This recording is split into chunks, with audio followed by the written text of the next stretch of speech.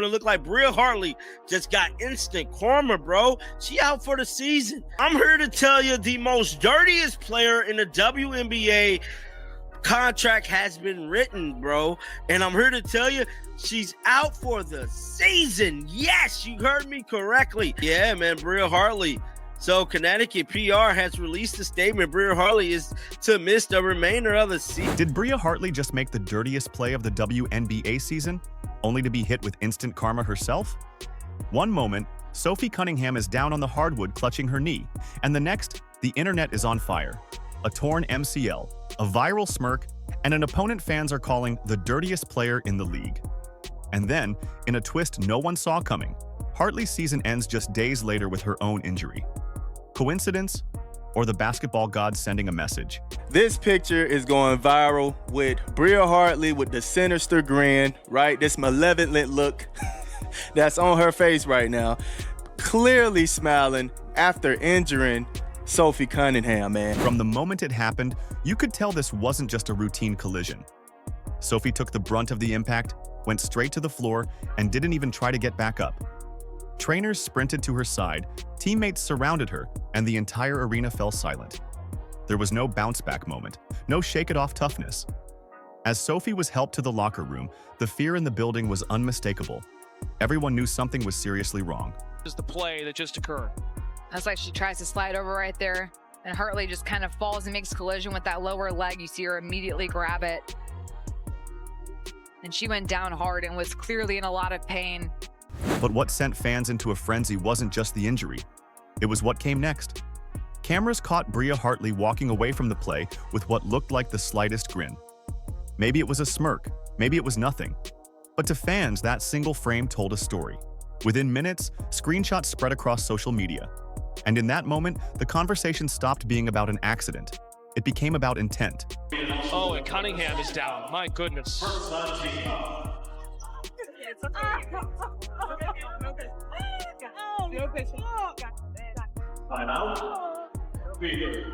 Should be.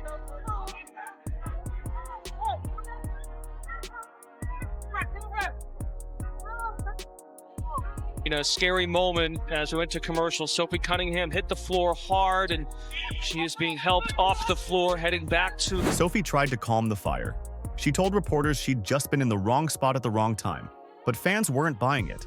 The picture didn't match the words. And in sports, perception is everything. People will accept hard fouls. They'll even accept freak accidents. What they won't accept is the idea that someone might be smiling while another player lies on the court in pain. Whether Hartley meant it or not, the image was burned into everyone's mind, and no statement could erase it. Sophie Cunningham, let's be clear here. Sophie Cunningham was targeted. Let's be very, very clear here. But Sophie Cunningham was flat out targeted by a dirty, dirty player. This is where things got worse. Because for a lot of fans, this wasn't just about one play. Hartley already had a reputation. Earlier this season, she'd been called out for a rebound battle with Angel Reese that ended with a fistful of hair. Something fans swore couldn't be an accident. Then there was the shove on Rebecca Allen, another moment that drew attention but no punishment. So when Sophie went down, people didn't see an isolated incident. They saw a pattern that finally reached its breaking point. Making all kind of excuses to say that Bria Hartley is not a dirty player. Let me tell y'all something, man. Come on in here. Come on in here, man. Let me tell y'all something.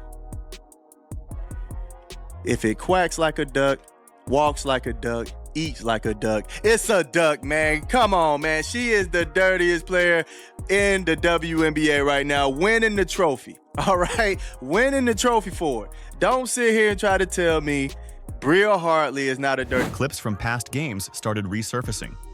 Comment threads filled with receipts. And suddenly, Bria Hartley wasn't just a player who made one bad play. She was being labeled the most reckless player in the league. It didn't matter whether that was fair or not.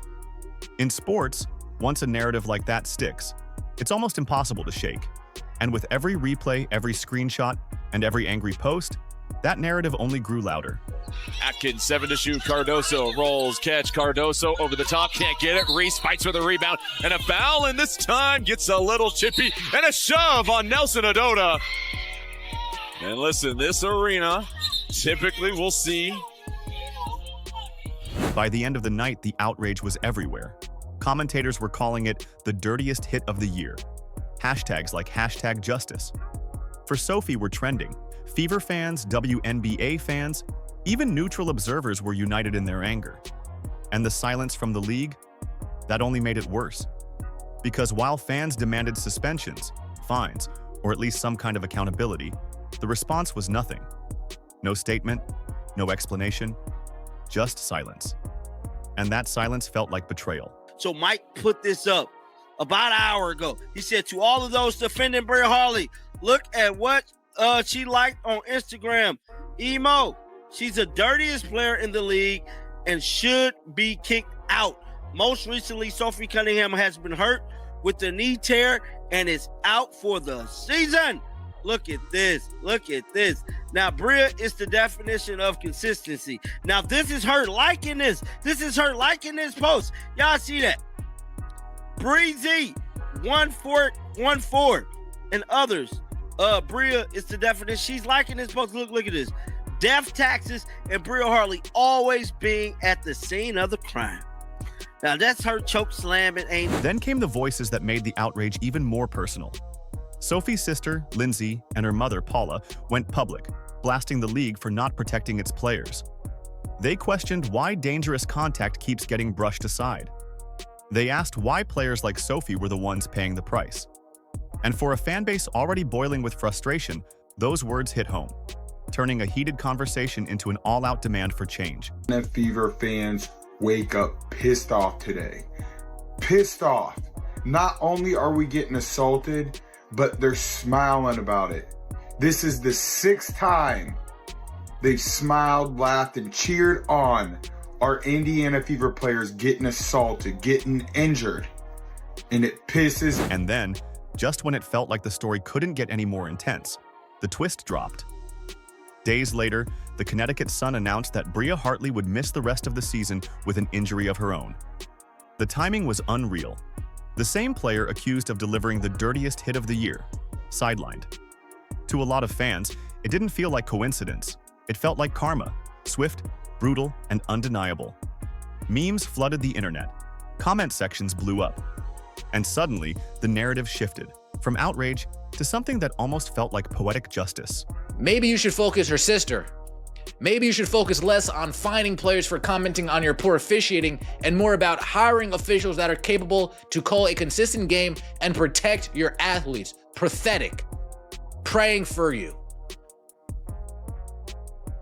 The only good thing positive surrounding Sophie Cunningham coming out of this game, she looked in good spirits in the line. But underneath the jokes and the basketball gods talk, there's a much deeper problem, one the league can't keep ignoring. Fans and players are asking hard questions about safety, about officiating, and about accountability. Because if stars like Sophie Cunningham can get taken out like this and nothing changes, what does that mean for the rest of the league? And more importantly, who's next? As anger rippled through the WNBA community, the conversation turned to punishment. Fans demanded action. Suspend her, some wrote. Fine her, others said. People pointed to other reckless plays that had drawn league discipline in the past and insisted Hartley's hit on Sophie couldn't just be brushed aside. But as the outcry got louder, something unusual happened. The league stayed quiet. No statement, no updates, no hint that action was coming. For fans, that silence said it all. The WNBA wasn't going to step in, wasn't going to protect Sophie, and wasn't going to hold anyone accountable. That sense of betrayal was already boiling over, until the story flipped in a way no one saw coming. Just a few days later, the Connecticut Sun dropped a shocking announcement. Bria Hartley's season was over. Not because of discipline, not because of a league ruling, but because of a torn meniscus suffered during practice. In an instant, the player fans were calling the dirtiest in the league was done. No playoffs, no comeback, nothing but surgery and rehab ahead. The timing was impossible to ignore. Sophie Cunningham ruled out with a torn MCL, and now the player at the center of it all, sidelined with a devastating injury of her own. To the internet, it wasn't coincidence, it was karma. And that word started echoing across every platform in ways even the league couldn't control. Within minutes, the narrative shifted. The same fans who were raging days earlier were now celebrating what they called poetic justice. Memes filled Twitter, TikTok edits racked up millions of views, and captions like, The basketball gods don't miss trended for hours. One viral comment read, "Wonder if she's smirking now." Another said, "Instant karma." Prayers do come true. It wasn't pretty, but it showed just how deeply fans had felt the sting of seeing Sophie taken down. In their minds, this was the balance the league refused to deliver. A punishment delivered not by officials or executives, but by fate itself. For the Sun, losing Hartley was more than just a headline. It was a brutal blow to their rotation at the worst possible time. A team built on physicality and depth suddenly had a glaring hole to fill. But while Connecticut scrambled, Indiana quietly started to transform. Losing Sophie should have broken them. Instead, it sparked something deeper. Practices got sharper, huddles got tighter, leaders started stepping up. It was as if Sophie's toughness, her refusal to back down, had infected the entire roster. And even from the sidelines, she was still the voice her teammates looked to, a steady presence in a season that had become pure chaos. And through it all, Sophie kept proving why fans love her. While the internet roasted Hartley, Sophie chose a different path. On her podcast, she refused to throw anyone under the bus. She called the collision a basketball play. She said she and Hartley were friends, that there was no malicious intent. That kind of grace, that kind of composure made her stand out even more. Fans called her the definition of class, and her words only deepened the respect people already had for her. Because when the easiest move would have been to feed the outrage, Sophie chose to rise above it. But make no mistake, choosing grace didn't mean she was backing down. Days after the injury, Sophie sent a 4-word tweet that shook the timeline. F around and find out. Short, direct, and very, very clear.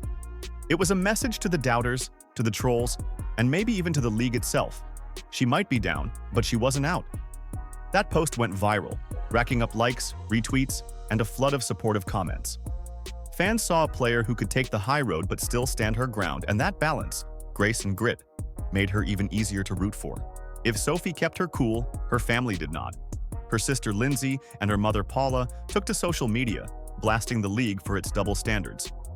Why was Sophie fined for criticizing officiating, they asked, while players delivering dangerous hits skated by without consequence?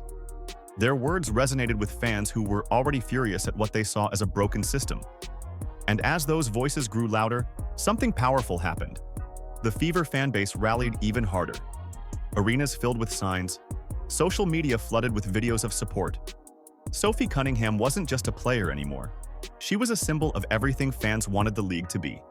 Tough, honest, and unafraid. And then there were the Fever themselves. With Sophie out and Caitlin Clark still sidelined, nobody would have blamed this team for folding. Instead, they fought harder. Kelsey Mitchell turned into a scoring machine, dropping a 38-point masterpiece that earned her Eastern Conference Player of the Week honors. Lexi Hull stepped up as a quiet leader, keeping the locker room steady and the team connected. Aaliyah Boston battled in the paint night after night, setting the tone with her relentless effort. And every game, even from the sidelines, Sophie was there, cheering, encouraging, and pushing her teammates to believe that this season wasn't over. That kind of unity doesn't show up in box scores, but it's what turns good teams into something special. Bria Hartley's season-ending injury may have grabbed the headlines, but that's not the story that will be remembered. What people will remember is Sophie Cunningham, her toughness, her honesty, and her refusal to let anyone else write her narrative. They'll remember an Indiana Fever team that refused to break, that turned every setback into fuel, and that kept climbing when the world expected them to fall apart. And when Sophie comes back, and she will come back, it won't just be a return to basketball. It'll be the continuation of a story that's bigger than one player, bigger than one injury, and bigger than one season. So if you're rooting for Sophie, drop a comment below wishing her a speedy recovery, hit that like button, and subscribe, because this comeback story is only just beginning.